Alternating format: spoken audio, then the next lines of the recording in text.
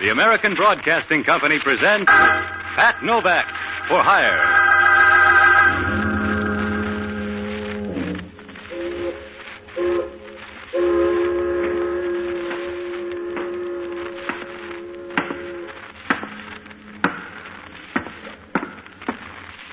Sure, I'm Pat Novak. For hire.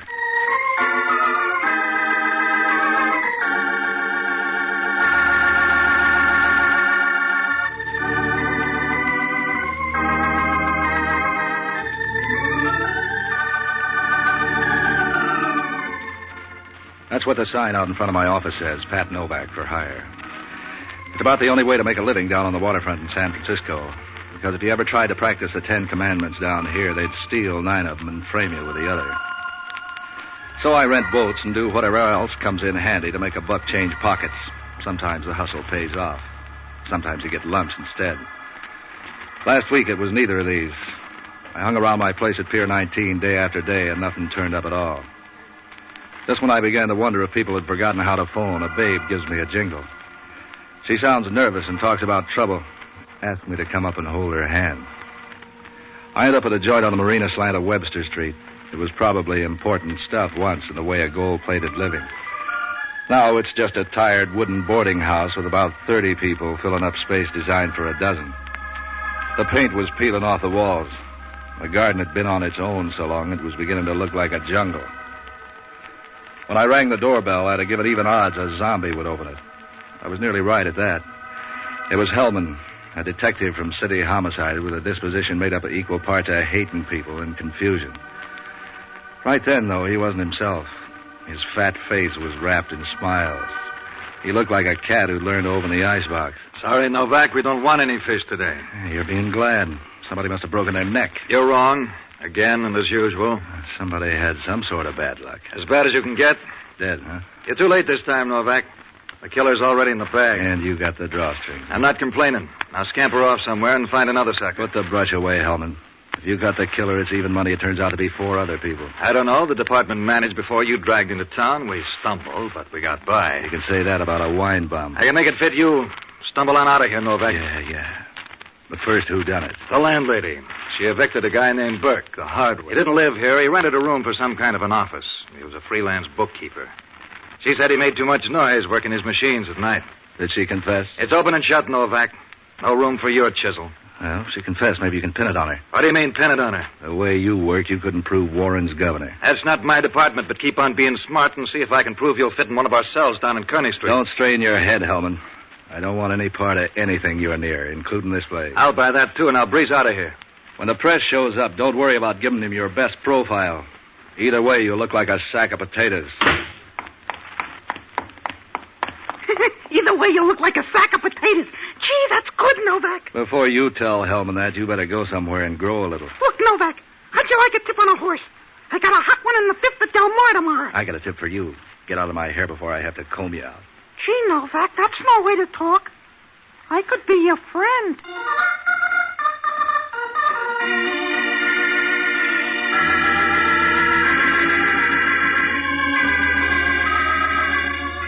The guy was small, even for a midget. Since the rooming house was so full of interesting people, I decided I didn't want to go away after all. So I went back up the steps. Was just going to try my luck when the door opens from inside. The guy with the welcome is either middle-aged or he's done a lot of careful living. His face is as smooth and as neat as a barrel full of apples. You notice it because he acts like he forgot his face when he went into his acts. The rest of him is as mysterious as an attic in a B horror picture. I didn't need any puzzles right then, so I started to brush him off. Especially when I noticed the suit. It was so ragged it looked like he was made up to put the bum on the town. But then I decided to play it for the laughs. How would you like to make some heavy money in a hurry? I quit buying oil wells. I'm not fooling, would you? Who are you? Name's Jack Lansom. I'm Burke's assistant, or used to be. Yeah, he looks like quick, easy money. For an undertaker. For you, too. Sure. Why not? And how? Burke has some papers in his home safe that I don't want pawed over by any flatfoot snooper. They're my papers. Burke just kept them there for me. I want you to get them. I don't see any splints on your legs. I can walk, but I can't leave. Hellman's going to question all the tenants. So what do I do? Go to this address. It's on Nob Hill. Here are the keys. It's a wall safe, not a combination. Just 2 locks you have to open at the same time. The papers are in a sealed envelope marked Ransom Private. Get it? And bring it here. I don't know. When a guy dies, the feds move in. They'll want to list his stuff for taxes. These aren't financial papers. They're just some private letters and things. I don't like flirting with the FBI. How would you like to flirt with $1,000? If the stuff's worth that much, it must be hot. I need those papers. Do you get them for me, or do I phone somebody else? I could change my mind. Here's $100. There's 900 more when the stuff's in my hands. You had me fooled there. You don't dress to fit this kind of dough. So I save my money. Are you going or not? Give me the keys. Lots of luck, Novak. Hey, Novak, wait a minute. About that horse. Go get a glass of water and drown yourself.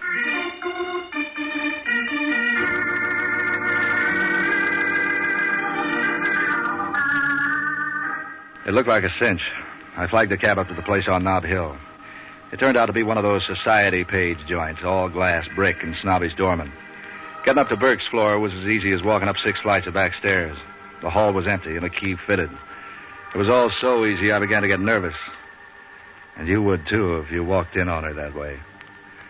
She was a toy-sized brunette with a perfect kind of face that could mean anything from nice people to quick death. She was smooth and beautiful. As you could say that about a whirlpool. If my breaking in bothered her, you'd never guess it from looking. Oh, hello. Toss your hat on a chair. I've been working the wrong districts. I'm glad you're here. Why, for instance? Girl gets lonely in a place like this. Berkey's out, and I don't know when he'll get back. You forgot something there. Folks call me Blanche. What's your name, friend? Pat Novak. You go with Elise? I'm, in and out.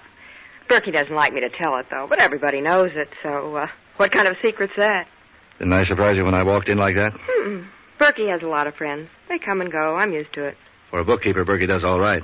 He's, good at figures, don't you think? If he had my account, I'd be nervous. Don't you know? He just came into a lot of money. I'll bet that's a comfort to his clients. Oh, to me, too. Have a cigarette. There's some in the box there on the coffee table. These are cigars. Oh? Oh, yeah, well, I have some in my purse. Never mind. I'll settle for a drink. Okay.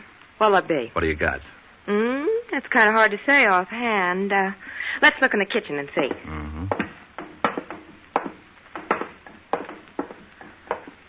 It ought to be up here. But it isn't. I knew a girl that way once. Berkey must have moved the bottles. Look around. Try those cabinets. Oh, I'll get there. Hey, wait a minute. Take it easy. What's the matter? Jumpy? Good evening, miss. Is Mr. Novak in? Yeah, I'm in. You and your horse are both out. But Mr. Novak, it's a good horse. You always come in crowds? Yeah, that's Pinky. He's been on my tail all night. Aren't you curious about why I'm here?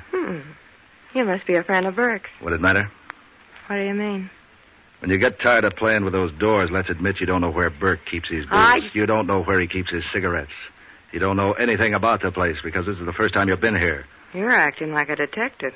Put it down, I'm just curious. And you can still fill in my question. Why not say I, wandered into the wrong apartment? You don't seem anxious to get out. Maybe I like the company here. Come on in the living room. He probably has the liquor in there. That isn't what you were after.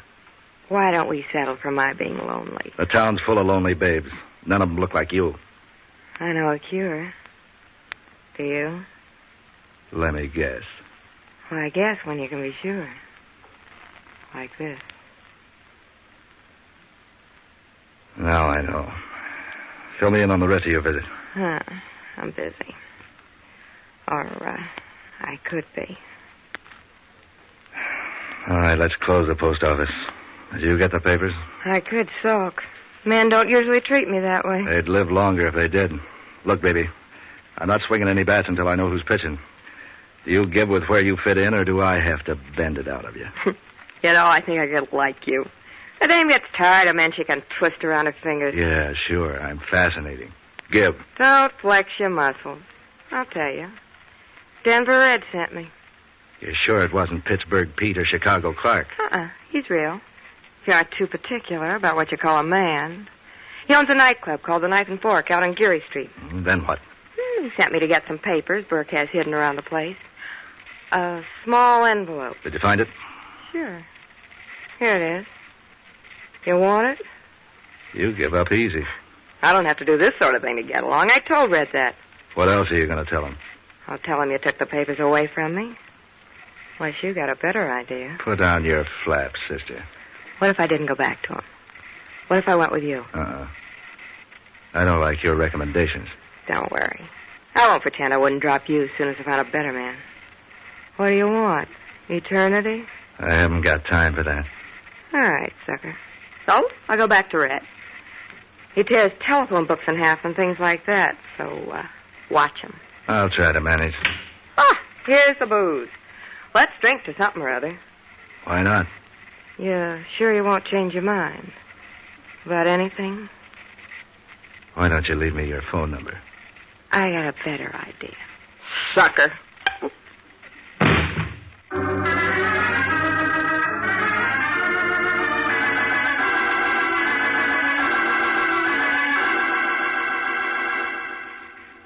She timed it, but nice.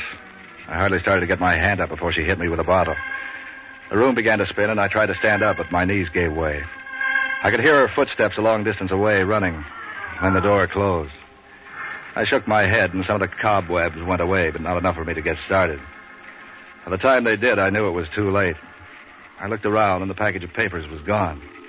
Yeah, the more I thought of how easily I'd been done in by that dame, the madder I got. Then I remembered no one was supposed to know about the papers except Lansom. Decided I'd better check on the play.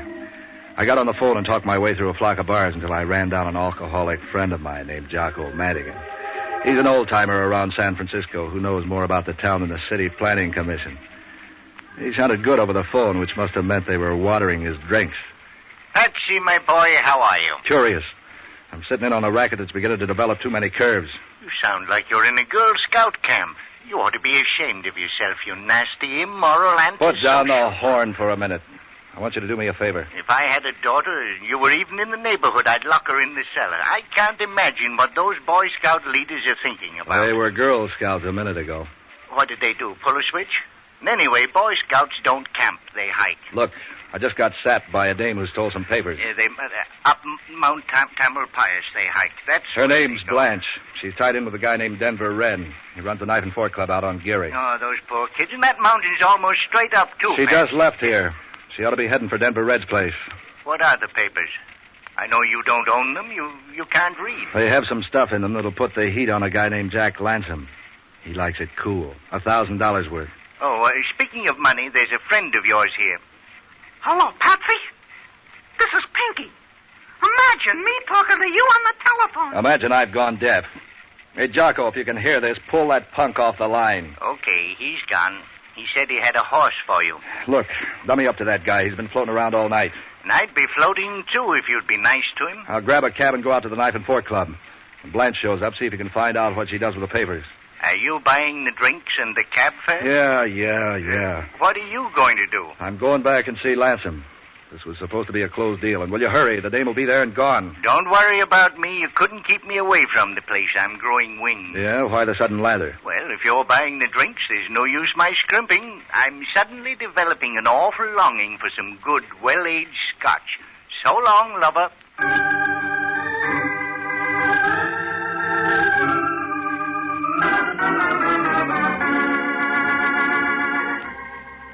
I ducked out of the place and started along the street looking for a cab. It was growing foggy, and I couldn't see very well.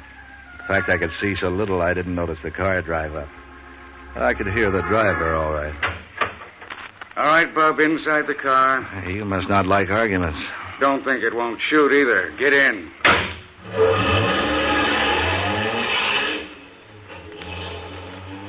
You're Patsy Novak, ain't you? You can say Patsy twice. Don't sulk. I'm doing you a favor. Yeah, thanks for the ride. I'm Reynolds. Gong Reynolds. Ever hear of me? Yeah. You sell pipe dreams. If you know that much, you know that shoveling the snow ain't no job for a preacher. So you're tough. Then what? Then you give me Burke's little envelope. What is this, a mass meeting? You pass it over, or do we have to go out in the country and get it twisted out of you? You're wrong twice. I haven't got it. You must think I'm foolish. Someone beat me to it. Who, Murphy? Murphy. Yeah, the bookie. Did he get it? A dame. She said she was working for Denver Red. Out at the Knife and Fork? Well, that sounds all right. Hey, what's up?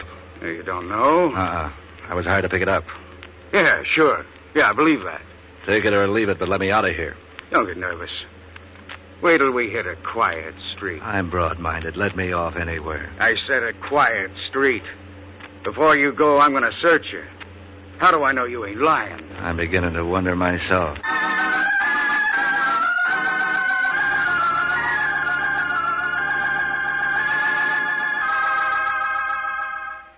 Reynolds was a nice guy for an opium peddler. No bumps, no scars. He even dropped me near a car line.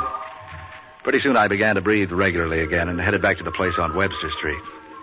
The house was dark except for a light in one of the upstairs windows. Just as I was leaning on the bell, I hear someone coming up the steps behind me. I wish you'd stay put, Mr. Novak. Now, about that horse. He's a beautiful animal. Affectionate. Look, I'm tired of this shadow act. What's your pitch? Straight over the plate, Novak. I'm doing you a favor. Someday I may need one from you.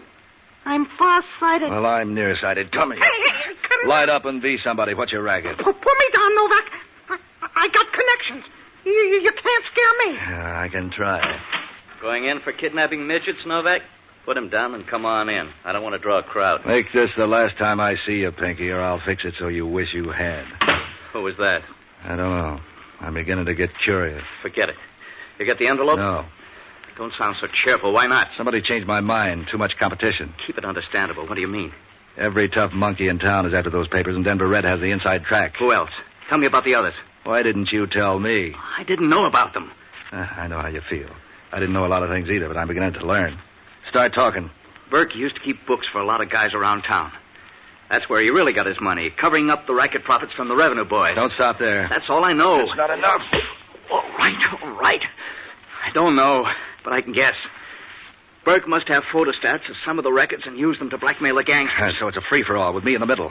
I didn't know about it, honest, I didn't. You didn't know, but I get slapped, sapped, and held up. Good for me. You say Denver Red got the papers? And he can have them. I'm bowing out. Your $100 is nothing, don't you see? Get the papers and we'll both be rich. Richer than anyone in town. No dice. You want them, you get them. I'll give you $5,000. How much down? Here's the rest of the $1,000 I promised you. Is that fair? Fair enough. We're going to be rich, you hear? Rich. Yeah. The richest men in the cemetery.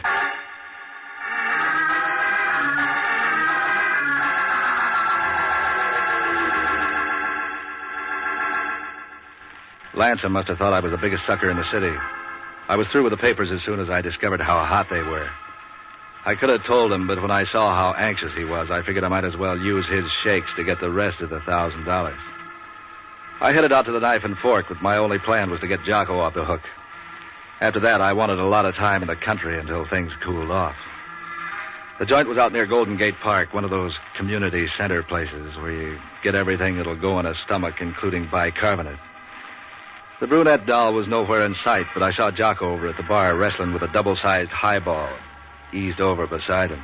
Well, if it isn't the Boy Scout, Patsy Novak. That stuff's beginning to eat into your head, Jocko. Don't you worry. My lobes are functioning smooth as ice in a glass. What can I do for you after you pay the bill? Did the Dame Blanche show up here? Yeah, about half hour ago. What kept you? She's pretty.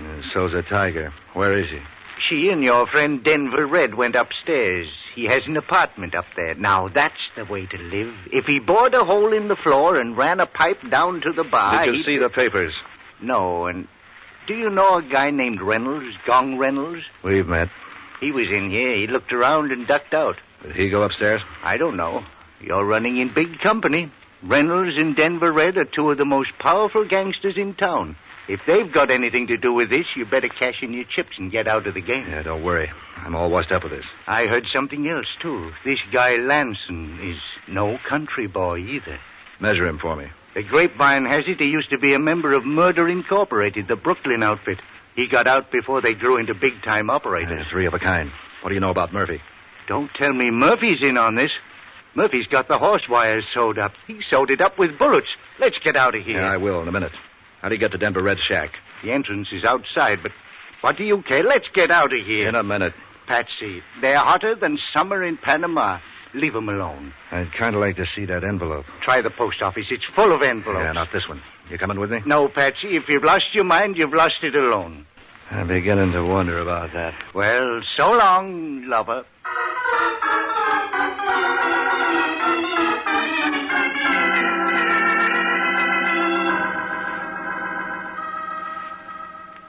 I worked out of the place without causing any fuss.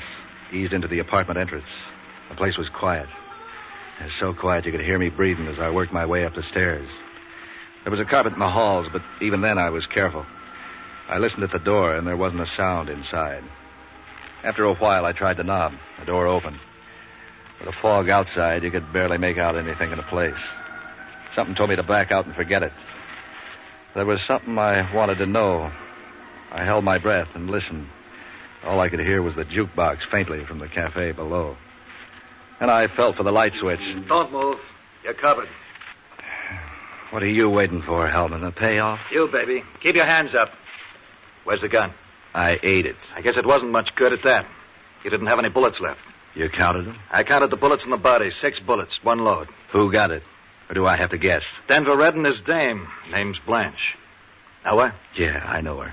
She used to row stroke oar in my lifeboat. She looks the type. You want to tell me about it, or do we go downtown first? I didn't kill him, Hellman. Who made those holes in them? Termites? If they did, you better keep your hat on. They might get hungry again. You got all the brains, Novak. You better shake them up. You're going to need them. You ought to get a refund on that crystal ball, Hellman. That's not a bad idea. Or maybe I can swap it for a television set. I'd like to see you on those San Quentin broadcasts. You saw me come in, you fathead. You can't pin this one on me. It's pinned, Novak, but good. In fact, it's a hat pin. Try making sense. Try making this knot fit your head. This is my hat. Now all you got to do is get rid of the 5 people who saw you wearing it earlier this evening at the boarding house, and you're clear.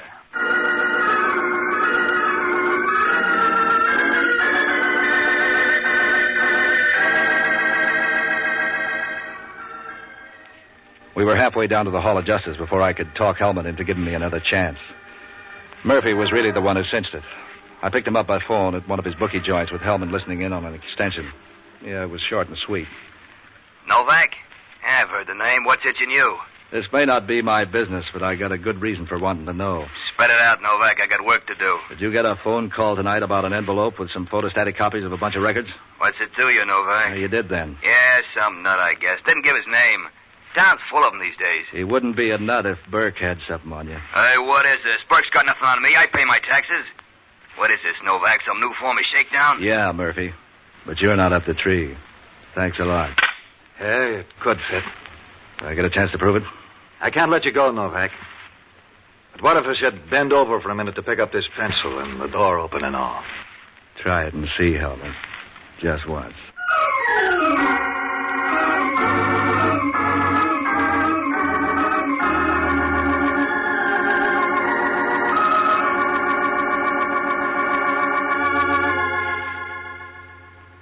After that, I began to figure my bad luck had run out for the day. I jumped a cab and went down to the waterfront, but not to my pier. There was a guy at Pier 23 who was a friend of mine. He had a gun and a rowboat, and I borrowed both of them. I pushed off without being too careful because between the wind and the cross-chop, nobody was going to be hearing anything. Even with everything on my side, it was a long, hard row. When I hit the bottom of the ladder at the end of Pier 19, I had to sit in the boat to let my heart slow down. It was blacker than the inside of Hellman's dress shoes. I took my time edging down the pier. I was just about to slide into my boathouse when I tripped a booby trap. I did a Brody, and somewhere along the line I lost my gun, which put me even up with Lawson. He turned on the lights. Novak, you have to sneak up in your own office? You ought to pay the rent regular. I see the gags. You fix up this welcome? I was all alone and didn't like the idea of being caught from behind. What would you do about a frontal attack? I've got this gun. But since it's only you, I don't have to worry. I wouldn't say that. I think you've got all kinds of worries. Everybody has got something. And you've got Reynolds. Where is he? Take it easy. I just saw him earlier tonight, and he mentioned your name. Let's keep that for the society column. I'll take the envelope. I didn't get it for the simple reason that there isn't any envelope. That fall on the head make it soft? You told me you saw it. Nothing important. Just some regular business letters. Nothing to stand up in court. I still don't understand this. You don't make sense. And I don't make dough either. I don't have the envelope. Or do you want to search me? I'm not getting that close to you. You're going off on some tangent that I don't understand. So we'll just sit and wait till you get ready. Or until Reynolds gets here. That's supposed to scare me? Look at it this way. You don't mind if I talk? I can listen. No, you sit there, with your back to the door. That's right. Now I'll just warm the place up by closing the door. Now, you were saying? Suppose that the envelope was a phony. After I am on my way, you call up all the big-time hoods in town and tip them off. Now tell me why. The boys start pouring out of the woodwork to give me the business. The ones who chase me are the boys on Burke's lists. Then you could pick up where he left off. I'm not boring you, am I? Not at all. Go on. Everything was as cozy as an upper berth until Denver Red gets his girl into Burke's place before I make it. You're everything but consistent. Now you'll be trying to tag me with the stiffs down at the Knife and Fork. Thanks for the cue. You knew that if Denver Red spotted the envelope for a phony, the news would be all over town and your racket would be kaput, so you killed him. Nice figuring. You should have been a bookkeeper, too. You even told me to come down here so you could kill me if that planted hat didn't frame for the cops. I hate to disappoint you. So, since you know everything else, you might as well know the caliber of this gun. See? I've looked into things like that before. Everything has to end sometime, so... Don't touch that phone. I ordered that call, just in case. I said don't touch it. You'll be hearing worse bells than that if you don't let me answer it. Okay, but watch your language. Novak speaking. For a minute, I thought you was out. You're the hardest man to get hold of. But I guess it's because you're a busy guy. Well, say something. That's right, Reynolds. Huh? This is Pinky, Mr. Novak, remember? Pinky Punk. What a name. That's up to you, Reynolds. What's he saying? You want to talk to him? You still there, Mr. Novak? I'm Mr. Novak. Give me that phone. Now, look, Reynolds. I'm not taking any talk off you. You pay up or else... You dropped something, Mr. Novak? Yeah. How about that horse? You want to get onto him? I think I can toss a sawbuck into his feed bag. Oh, gee, Mr. Novak, you'll never regret it. Okay, Pinky. Who's the goat? Pinky, I said, what's his name? Gee, Mr. Novak. What do you know? I forgot.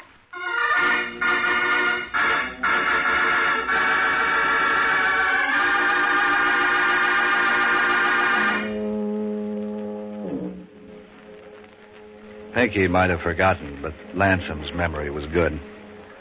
I handcuffed him to the chair and told him Reynolds would be down in a half an hour. Then gave him Hellman's phone number. He confessed to everything after sitting alone in my office for a while. I know how he felt. When the feds got the news, they moved in with a fine tooth comb, but they never did turn up anything. Nobody ever did. I'm pretty sure of that. But now and then I get the idea maybe I'm wrong. So I start nosing around for those papers. I never find the things. I usually find Reynolds instead. He's beginning to get gray. Who killed the bookkeeper? That was the landlady. Yeah, Hellman got her a room, too.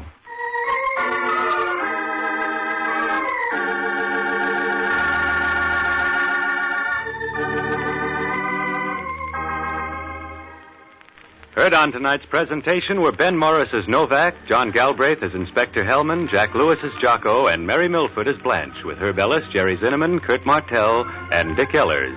Special music by Otto Clare. Listen again next week at this same time when over most of these stations, the American Broadcasting Company presents Pat Novak for Hire. This is ABC, the American Broadcasting Company.